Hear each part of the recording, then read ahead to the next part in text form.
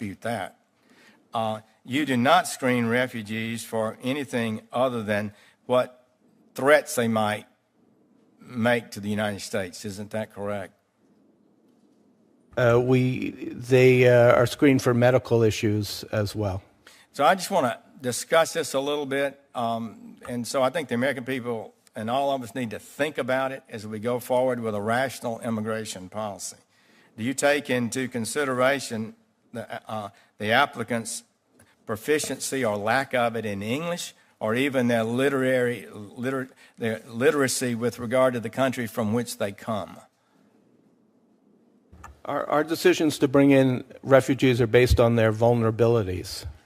So you don't consider whether or not they read and write English and or their own language? No, it's their vulnerabilities. And neither do you consider level of education or unique job skills?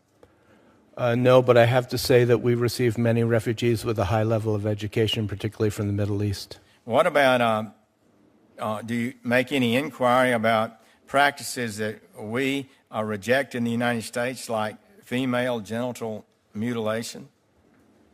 Do you say, do you believe in that? And when you come to the United States, will you comply with the laws of the United States on that kind of question?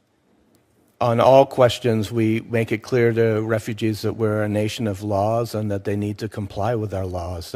But you don't ask them if they would comply with that law. I can't answer that question. I don't know. Because we had 27 honor killings last year in the United States, according to DOJ. Do you ask if you adhere to the practice of honor killings for people who violate certain religious codes before admitting into the United States? I'm not sure those honor killings took place among the resettled refugee community in the United States.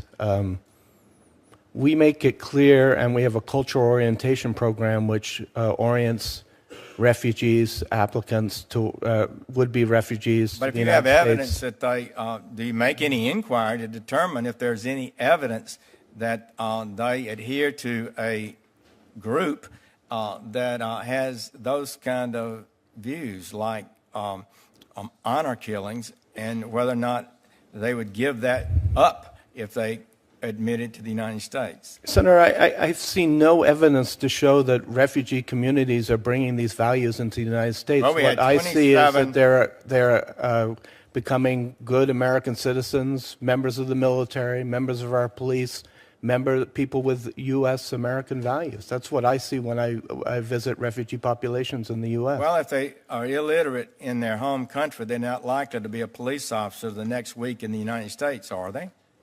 And with regard to honor killings, you have evidence that 27 people were killed in the United States for honor killings, according to a DOJ report. I have no evidence that there were any honor killings among the refugee population resettled in the U.S., sir. Well, it's from the same cultural background, and I would say. Well, our certainly refugees have evidence that they've been charged, at least 40, with terrorist acts. So you're not perfect in your admission, I have to admit.